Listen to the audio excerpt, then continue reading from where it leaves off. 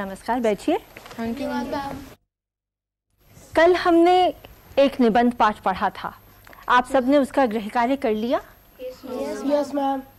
शाबाश। उम्मीद है मैम। आज मैं आपको एक कविता की पंक्तियां सुनाने जा रही हूँ। आपके सामने वो पंक्तियां इस बोर्ड पर लिखी हैं, इसे ध्यान से देखिए और कविता की पंक्तियां सुनिए। गर्मी आई जिसने सब में प्यास जगाई, सूरज आग बरसाता है, धरती भट्टी सी जलती है, लू अपने गरम थपेड़ों से तन मन को झुलसा जाती है, सब ओर धूल है छाई, डाली डाली सूखी भाई, गर्मी आई, कैसी भीषण गर्मी आई। अभी बताइए कि इन पंक्तियों में प्रकृति के किस रूप का वर्णन है? आप बताएंगे? बताइए। गर्मी का वर्णन है इस पंक्तियों में। इसमें गर्मी की ऋतु का वर्णन कवि ने किया है। ये बताइए कि इस गर्मी का धरती और मनुष्य पर क्या प्रभाव पड़ रहा है? ईशांक, आप बताइए। गर्मी का धरती पे यह प्रभाव पड़ रहा है कि धरती भट्टी सी जलती है, मतलब वह बहुत ज्यादा तप जाती है। धरती बहुत तप रही है। धरती पर यह प्रभाव पड़ रहा है कि तेज गर्मी के कारण धरती भट्टी सी तप रही है। और इस गर्मी का मनुष्य पर प्रभाव ये है कि ये सबके मन में प्यास जगाती है। सबके मन में प्यास जगाती है। बैठिए।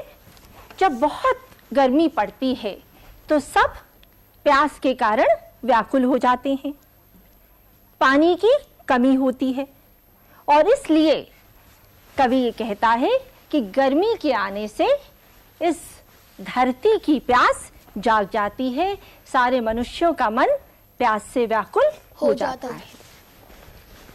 अब इसी के तुलना में एक और शब्द चित्र मैं आपको दिखाने जा रही हूं। उमड़ घुमड़ कर आते बादल, बरस बरस सरसाते बादल, धरा की प्यास बुझाते बादल, सबका मन हर्षाते बादल। इन पंक्तियों में किसका वर्णन है? अभिषेक, आप बताइए। मैम बारिश ऋतु का वर्णन है मैम। इसमें बारिश का वर्णन है। इस ऋतु को हम क्या कहते हैं मैम? आप बताइए। वर्षा ऋतु। वर्षा ऋतु। बैठिए। यानी इसमें वर्षा ऋतु का वर्णन है। वर्षा ऋतु कब आती है? किस ऋतु के बाद आती है? वर्षा ऋतु किस ऋतु के बाद आती है? बताइए। गर्मी के बाद आती है। गर्मी के बाद जब वर्षा ऋतु आती है तो दोनों ऋतुओं में जो प्रभाव मनुष्य पर पड़ता है उसमें क्या अंतर आ जाता है? बैठिए। मनुष्य में यह अंतर आ जाता है कि वह उसका मन उल्लास से भर जाता है। उसका मन उल्लास से भर जाता है। बैठिए। अभिषेक, आप ये बताइए कि दूसरी पंक्तियों में ये कहा गया कि मनुष्य का मन उल्लास से भर जाता है, किस पंक्ति से इसका पता चलता है? मैम सबका मन हर्षाते बादल। सबका मन हर्षाते बादल। बैठिए। तो अभी आपने ये जो दो कविताओं की पंक्तियां सुनी, ये दो ऋतुओं के बारे में अलग अलग कवियों की कविताएं थी।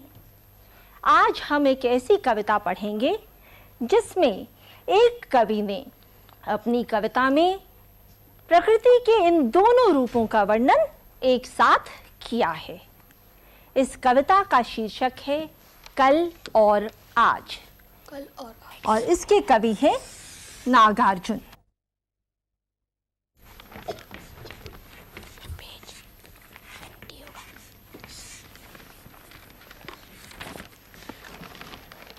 अभी कल तक गालियां देते तुम्हें हताश खेतिहर, अभी कल तक गालियां देते तुम्हें हताश खेतिहर, अभी कल तक धूल में नहाते थे गोरैयों के झुंड, अभी कल तक पथराई हुई थी धनहर खेतों की माटी, अभी कल तक धरती की कोख में दुबके पड़े थे मेंढक।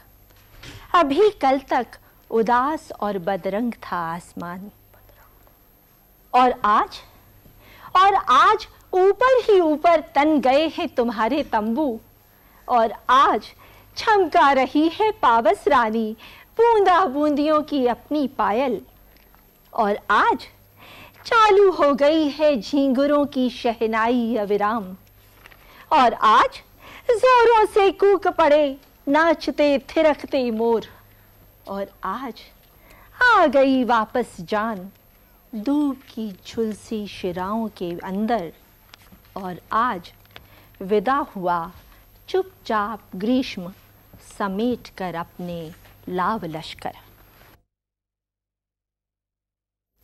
कविता समझ में आई? अब इसमें ये बताइए, अभी कल तक गालियां देते तुम्हें हताश खेतिहर,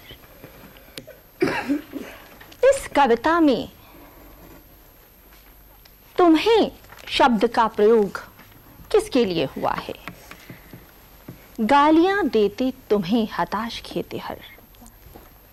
हाँ बताइए मैम, इन पंक्तियों में ये बताया गया है कि गालियां देते तुम्हें हताश किसान। किसान गालियां दे रहे हैं। किस कारण से किसान उदास हैं और गालियां दे रहे हैं? बैठिए, आप बताइए। मैम, क्योंकि मैम उनके अनाज नहीं उग रहे। क्योंकि वे अनाज नहीं उगा पा रहे। किसानों के अनाज न उगा पाने का क्या कारण है? बताइए। बहुत तेज गर्मी है। बहुत तेज गर्मी से किसानों के अनाज न उगा पाने का क्या संबंध है? क्यों नहीं उगा पा रहे? अनाज उगाने के लिए उन्हें क्या चाहिए? बारिश चाहिए, और बारिश नहीं हो रही। तेज गर्मी पड़ रही है, इस कारण से वे अनाज नहीं उगा पा रहे, इसलिए वे गालियां दे रहे हैं। किसे गालियां दे रहे हैं? मैम हाँ बताइए। मैम, मौसम या फिर भगवान? मौसम को गालियां दे रही है। मैम, भगवान, ईश्वर को गालियां दे रहे हैं। और कोई कुछ बताएगा? वह गर्मी, झुंझलाती गर्मी को गालियां दे रहे हैं। गर्मी को गालियां दे रही हैं। फिर से देखिए, अभी कल तक गालियां देते तुम्हें हताश खेतिहर। कल तक जिसे वो गालियां दे रहे थे, आज वो आ गई है। तो कल तक किसे गालियां दे रहे थे? मैम, कल तक वो गर्मी को गालियां दे रहे थे, कल तक वो बारिश को, बादलों को गालियां दे रहे थे कि कल तक जो बादल नहीं आए थे वो आज आए हैं। तो अभी कल तक का जो उन्होंने प्रयोग किया, इसका अर्थ क्या हुआ कि कल तक जो किसान बादलों को गालियां दे रहे थे, आज वो बादलों के आ जाने से प्रसन्न हैं। बैठिए। तो कल तक बादलों को गालियां किसान देते रहे। अभी कल तक धूल में नहाते थे गोरैयों के झुंड, पथराई हुई थी धनहर खेतों की माटी। अभी कल तक धरती की कोख में दुबके पड़े थे मेंढक। अभी कल तक उदास और बदरंग था आसमान। तो अभी कल तक से किसकी ओर संकेत है? अभी गर्मियों तक, गर्मी की ऋतु तक। और आज शब्द से किसकी ओर संकेत है? वर्षा ऋतु तक। तो गर्मी और वर्षा, इन दोनों ऋतुओं की तुलना कवि ने की है कि इन दोनों ऋतुओं में मनुष्य और पशु पक्षी पर इन दोनों ऋतुओं का क्या प्रभाव पड़ता है। जब गर्मी पड़ती है तो मनुष्य पर क्या असर पड़ता है, और जब गर्मी चली जाती है, वर्षा ऋतु आती है, तो मनुष्य पर, धरती पर, पशु पक्षी पर, सब पर इसका क्या प्रभाव पड़ता है। गोरैयों के झुंड को धूल में क्यों नहाना पड़ रहा था? गोरैयों के झुंड को धूल में क्यों नहाना पड़ रहा था? ईशांक बताइए। मैम, गोरैयों के झुंड को धूल में इसलिए नहाना पड़ रहा था क्योंकि गर्मी जब आई तो पूरी तरफ धूल ही छा गई। गर्मी जब आई तो पूरी तरह धूल ही छा गई, इसलिए उन्हें धूल में नहाना पड़ रहा था। बैठिए। अभिषेक, आप कुछ कहना चाहते थे? मैम, और मैम जब बारिश नहीं तो मैम कहीं पानी नहीं थी तो मैम उन्हें धूल में ही नहाना पड़ा। क्योंकि बारिश नहीं हुई इसलिए कहीं पानी नहीं था, और पानी न होने के कारण सब और धूल ही धूल थी।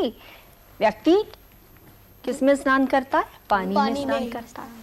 लेकिन जब आसपास पानी हो ही ना तो क्या होगा? आसपास धूल ही धूल थी, इसलिए गोरैयों के झुंड धूल में ही नहा रहे थे। अभी कल तक पथराई हुई थी धनहर खेतों की माटी। धनहर खेतों की माटी को कवि ने पथराई हुई क्यों कहा? धनहर खेतों की माटी को कवि ने पथराई हुई क्यों कहा? अभिषेक, धनहर खेतों से क्या अभिप्राय है? मतलब मैम जो मैम पेड़ों से मैम जो धनहर किससे बना होगा? जब आप फसल उगाते हैं तो किस तरह के खेतों में पानी की ज्यादा आवश्यकता होती है? गेहूं की, चावल की, किसकी खेती के लिए पानी ज्यादा जरूरी है? चावल की खेती के लिए। तो वो खेत कौन से थे? धान के खेत। इसलिए कवि ने क्या कहा? धनहर खेत। धनहर का अर्थ क्या हुआ? धान के खेत। धान के खेतों की माटी को कवि ने पथराई हुई कहा। धनहर खेत, धान के खेत। मैम, इसमें लेखक कहना चाहते हैं कि लेखक या कवि? कवि कहना चाहते हैं कि अभी कल तक गर्मी के मौसम तक सूखी हुई थी खेतों, अभी खेत सूखे हुए थे गर्मी के मौसम तक। तो पथराई हुई से मतलब क्या हुआ? सूखी हुई थी या कुछ और? अंकुश? मैम उनको ज्यादा पानी की तो पत्थर जैसे हो गए थे। बिल्कुल ठीक। बैठिए। वे पत्थर के समान कठोर हो गई थी। पथराई हुई यानी पत्थर के समान कठोर। चावल के खेतों के लिए प्रायः काली चिकनी मिट्टी ज्यादा उपयोगी मानी जाती है। तो जब पानी नहीं पड़ता, वर्षा की बूंदें नहीं पड़ती, तो मिट्टी पत्थर के समान कठोर हो जाती है। तो इसलिए कवि ने कहा कि पथराई हुई थी धनहर खेतों की माटी, मिट्टी पत्थर के समान कठोर हो गई थी। मेंढक कहाँ दुबके हुए थे? निकिता? मेंढक धरती के अंदर छुपे। धरती के अंदर दुबके हुए थे। वे धरती के अंदर क्यों दुबके हुए थे? बच्चे आप बताइए। क्योंकि वे गर्मी के प्रकोप से बचना चाहते थे। क्योंकि वे गर्मी के प्रकोप से बचना चाहते थे। इतनी तेज धूप पड़ रही थी कि वे अपना सिर छुपाने की जगह खोज रहे थे, इसलिए वे धरती के गर्भ में छुपे हुए थे। बैठिए। कवि ने आसमान को उदास और बदरंग क्यों कहा है? कवि ने आसमान को उदास और बदरंग क्यों कहा है? अनिरुद्ध, आप बताइए। मैम, क्योंकि मैम कोई बारिश नहीं हो रही थी तो मैम किसान उसे गालियां दे रहे थे। बारिश नहीं हो रही थी, किसान उसे गालियां दे रहे थे। हाँ, कुछ हद तक ये ठीक है। लेकिन उदास क्यों थे? वर्षा ना होने के कारण। और बदरंग क्यों था? लेकिन उन्होंने कहा आसमान बदरंग था और आसमान उदास था, है ना? उदास कौन होता है? क्या आसमान उदास हो सकता है? बताइए। निकिता, आप ही बताइए। चलिए। ज़्यादा गर्मी होने के कारण बिल्कुल सब सूखा पड़ा था, उसकी वजह से आसमान भी बिल्कुल फीका सा, आसमान फीका सा लग रहा था, इसलिए कवि ने आसमान को बदरंग कहा। मैंने आपसे ये प्रश्न पूछा था कि क्या आसमान उदास हो सकता है? उदास कौन होता है? भुवनेश? मैम, उदास वो होता है जिसके मन को ठेस पहुंचे। मन को ठेस पहुंचे। और मन को ठेस क्या आसमान को पहुंच सकती है या मनुष्य को? मनुष्य को ठेस पहुंचती है, मनुष्य उदास होता है। तो इसमें कवि ने क्या किया? आसमान की तुलना किससे की? मनुष्य से की। बैठिए आप लोग। कवि ने आसमान की तुलना मनुष्य से की। मनुष्य में ही ये शक्ति होती है कि वह, ये भावनाएं होती हैं कि वह उदास हो, क्रोधित हो। यहां बादलों के न आने पर कौन उदास है? मनुष्य के उदास होने के साथ साथ आसमान भी उदास लग रहा है। तो जहां जहां कवि मनुष्य के साथ प्रकृति की तुलना करता है, प्रकृति को मनुष्य के रूप में क्रियाएं करते दिखाता है, वहां मानवीकरण होता है। मानवीकरण का अर्थ क्या है? कि मनुष्य के रूप में प्रकृति को क्रियाएं करते दिखाना। तो यहाँ उन्होंने बादलों के न आने पर आसमान को उदास कहा, बदरंग कहा।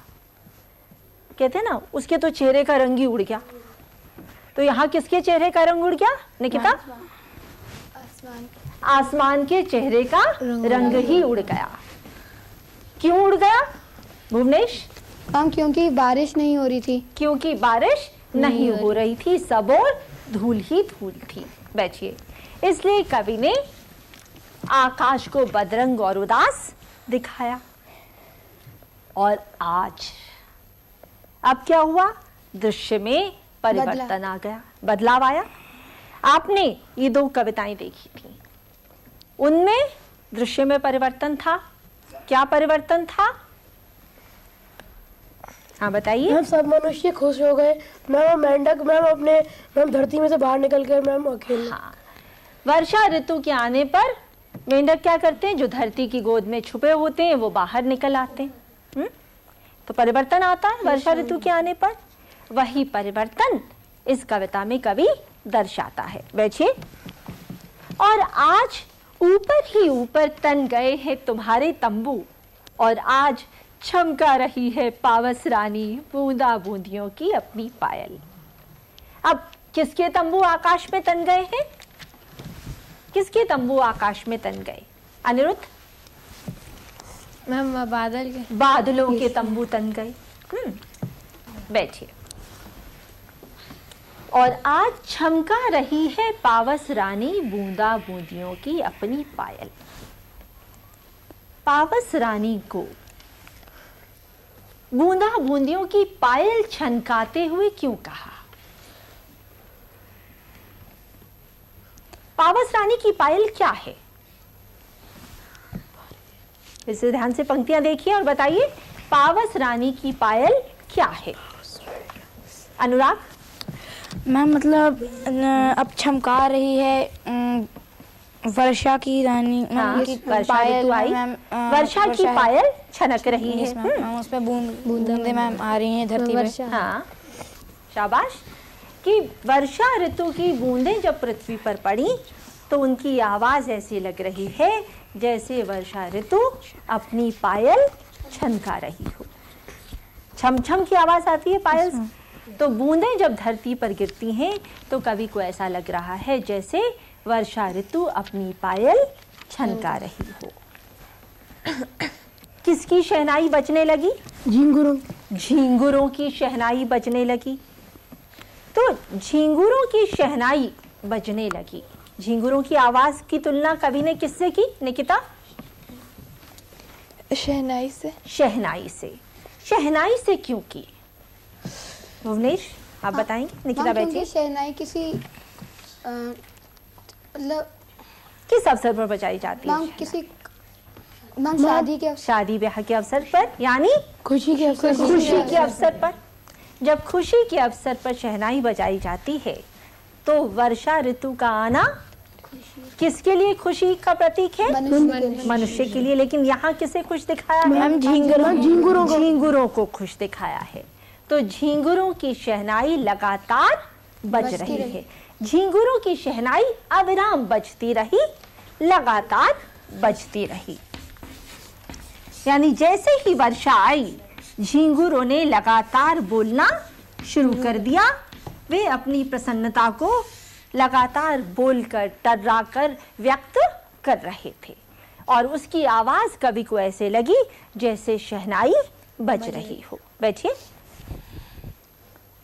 और आज जोरों से कूक पड़े नाचते थिरकते मोर, और आज आ गई वापस जान दूब की झुलसी शिराओं के भीतर, और आज विदा हुआ चुपचाप ग्रीष्म समेट कर अपने लाव लश्कर। मोरों पर वर्षा के आने का क्या प्रभाव पड़ा? अंकुश। मैम, वर्षा के आने से मोर प्रसन्न हो गए मैम, और वे नाचने लग गए। वर्षा के आने पर मोर प्रसन्न हो गए और वो खुशी से नाच रहे थे। बैठिए। किसमें जान लौट आई? जान किसमें लौट आई? और आ गई वापस जान दूब की झुलसी शिराओं के अंदर। किसमें जान लौट आई? भुवनेश। हम शिराओं के अंदर। शिराओं के अंदर घास में दोबारा जान आ गई। दूब की झुलसी शिराएं। दूब एक प्रकार की विशेष घास होती है, हरी नरम घास जो गर्मी पर आने पर सूख गई थी और अब वर्षा के आने पर उसमें फिर से जान आ गई। तो दूब का अर्थ है एक विशेष प्रकार की घास। और आज विदा हुआ चुपचाप ग्रीष्म समेट कर अपने लाव लश्कर। कौन विदा हो गया? अंकुश। मैम, गर्मियाँ। गर्मी विदा हो गई। वर्षा के आने पर गर्मी समाप्त हो गई। बैठिए। समेट कर अपना लाव लश्कर। लाव लश्कर क्या होता है भुवनेश? हम सेना के बिना। हाँ, सेना का लाव लश्कर। लाव लश्कर राजा का होता है। मैम, सामग्री जिसमें सारी सैन्य सामग्री होती है। अब यहाँ पर सैन्य सामग्री किसकी है? मैम, गर्मी की। गर्मी की। तो गर्मी की जो सैन्य सामग्री है, भुवनेश बैठिए, आप ये बताइए कि गर्मी की सैन्य सामग्री में क्या क्या है? मैम, वही तपती हुई धरती। तपती हुई धरती। बैठिए। मैम, गर्मी। अनुराग। मैम, किसान की गाली। मैम, किसानों की मैम जो गालियाँ। वो लाव लश्कर तो नहीं है, सामान तो नहीं है। मैम, सामान क्या है? मैम, गर्मी। बादलों को दी थी। गर्मी में धूल से सने गोरैयों के झुंड। ठीक है, बैठिए। तो ये सब कुछ गर्मी का लाव लश्कर था जिसे वर्षा के आने पर ग्रीष्म समेटकर चल दिया। अब ये बताइए कि वर्षा ऋतु के आने से मनुष्यों पर, धरती के प्राणियों पर क्या प्रभाव पड़ा? निकिता। वह खुश हो गए। खुश हो गए। हाँ, बैठिए। भुवनेश। मैम, वे नाचने लगे। और कौन नाचने लगे? मैम, मनुष्य। और यहाँ कवि ने मनुष्य का वर्णन मैम, झिंगूर, मोर। मोर नाचने लगे। झिंगुर क्या करने लगे? मैम, वे शहनाई। उनकी आवाज शहनाई की तरह लगातार गूंजने लगी। बैठिए। हाँ, आप बताइए। मैम, किसान मैम अपने अनाज उगाने लगे। कवि ने वर्णन तो नहीं किया। हाँ, अंतर जरूर है कि पहले जो किसान निराश थे वो अब प्रसन्न हो गए। मैम, मेंढक अपने धरती की कोख से बाहर आ गए। मेंढक धरती की कोख से बाहर निकल आए। बैठिए। मैम, गर्मी अपना सारा सामान समेट कर चली गई। गर्मी अपना सारा साजो सामान समेट कर चली गई। ठीक है, बैठिए। अभी मैंने आपसे एक बात कही थी कि जहाँ प्रकृति को मनुष्य के रूप में दिखाया जाता है वहाँ मानवीकरण होता है। और इस कविता में ऐसी बहुत सी पंक्तियां हैं जिनमें प्रकृति को मनुष्य की तरह क्रिया करते दिखाया है। क्या आप वे पंक्तियां छांट सकते हैं? भुवनेश, आप बताइए, कोई दो पंक्तियां छांटिए। ऊपर ही ऊपर तन गए तुम्हारे तंबू। ऊपर ही ऊपर तन गए तुम्हारे तंबू। यानी मनुष्य जिस तरह से गर्मी से बचने के लिए तंबू लगाता है, बादल ने भी अपने तंबू तान दिए। तो मनुष्य तंबू को बादल को तंबू की तरह क्या बताना है? तनते हुए कवि ने दिखाया है। बैठिए। अभी कल तक धरती की कोख में दुबके पड़े थे मेंढक। अभी मैम इसमें कौन सी क्रिया है? गर्मियों तक मेंढक धरती की कोख में छुपे बैठे थे। हाँ, तो छुपना, मेंढकों का धरती की कोख में छुप जाना भी मानवीय क्रियाकलाप है, इसलिए यहाँ भी मानवीकरण है। बैठिए। ऐसे आप बहुत से अंश, बहुत सी क्रियाएं इस कविता में से छांट सकते हैं। कविता स्पष्ट है? चलिए, अंत में हम एक क्रियाकलाप और करेंगे। मैं आपको 3 पंक्तियां सुना रही हूं, जिसे मैं चाहूंगी कि आप साथ साथ लिख लीजिए। एक कविता की पंक्तियां हैं जो अधूरी हैं, ठीक है? और आप उन पंक्तियों को पूरा कीजिए, उनके साथ 1-2 पंक्तियां स्वयं जोड़िए, ठीक है? शुरू करूं? बरखा रानी, लगती तुम तो बड़ी सुहानी, घटाएं झूम झूम कर आए। अब इसमें अगली पंक्ति आप जोड़िए। कौन आगे जोड़ेगा? बताइए, सोचिए, क्या पंक्ति आप जोड़ सकते हैं? मैम, सबके मन को बरखा भाए। सबके मन को बरखा भाए। इससे पहली पंक्ति क्या है? मैम, घटाएं झूम झूम कर आए। घटाएं झूम झूम कर आए, सबके मन को बरखा भाए। बहुत सुंदर। सर्दी और वसंत, दोनों ऋतुओं में बहुत अंतर होता है। कोशिश कीजिए आप कुछ पंक्तियां सर्दी की ऋतु पर लिखिए और कुछ वसंत ऋतु पर, और दोनों में अंतर दर्शाइए, जैसा इस कवि ने गर्मी और वर्षा ऋतु का अंतर दर्शाया है। लिख सकते हैं? Yes ma'am. बनाकर लाइएगा कविता, कविता रचिए और सबको कक्षा में सुनाइए।